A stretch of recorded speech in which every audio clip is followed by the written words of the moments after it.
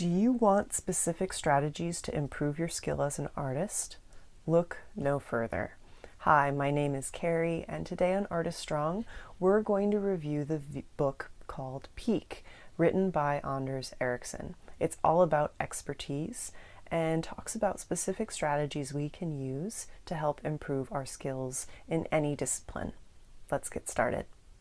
Anders Ericsson studied experts for 30 years. And what he discovered is that there's no such thing as talent. There is, however, a specific way to build your skill. People seem to think that we have this fixed potential and we can all only work up to a certain level of ability.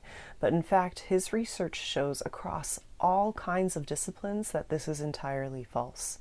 And the thing that every expert has in common is that they have a specific formula they use to build their skill.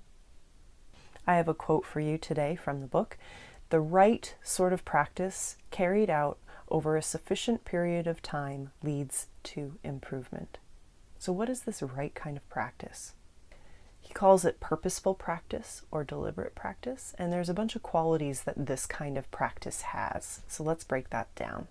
The first piece of the practice puzzle is that you need to have very specific goals.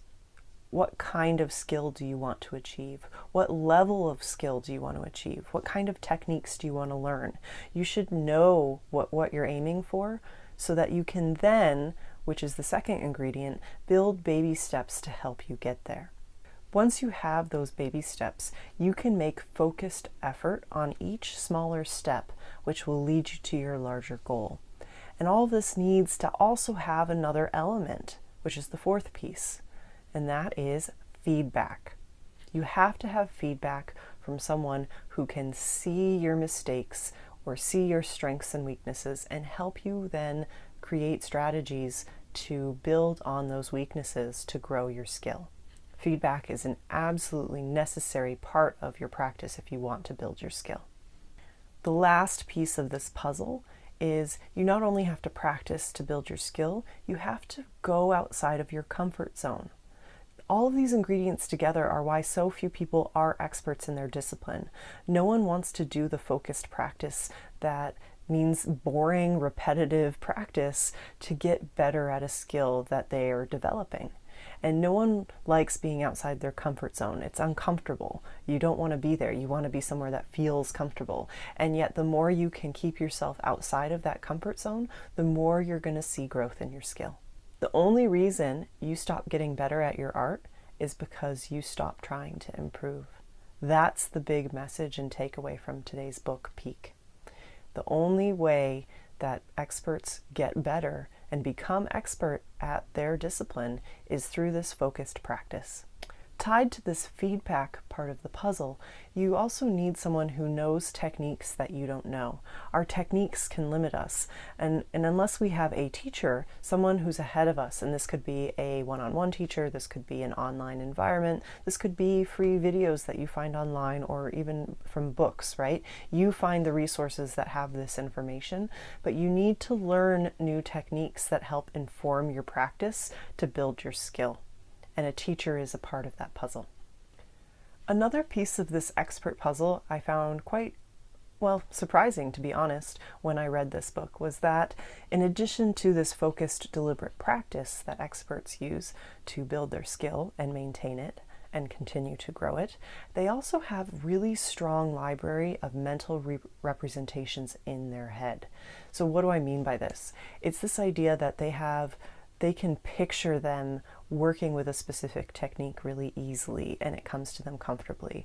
So a lot of athletes, for example, will imagine themselves playing a really good game right before the game that they start participating in or competing in. And that visual representation helps them be better during the actual game. By having those mental representations in their mind, they can anticipate problems before they come and even know how to kind of adjust their choices and technical choices that they're making to accommodate the problem before it even happens. So ask yourself what kind of mental representations you have of the artist techniques that you want to be achieving. Can you picture yourself drawing photorealistically? What would that look like? How do you hold your pencil or pen? How do you angle yourself? What kind of environment are you in? How do you measure things to help you get the information down onto your paper? All of these mental representations will help inform and build your art skill. The last piece of today's puzzle that I'd like to bring up for you is that you have to have solitary practice.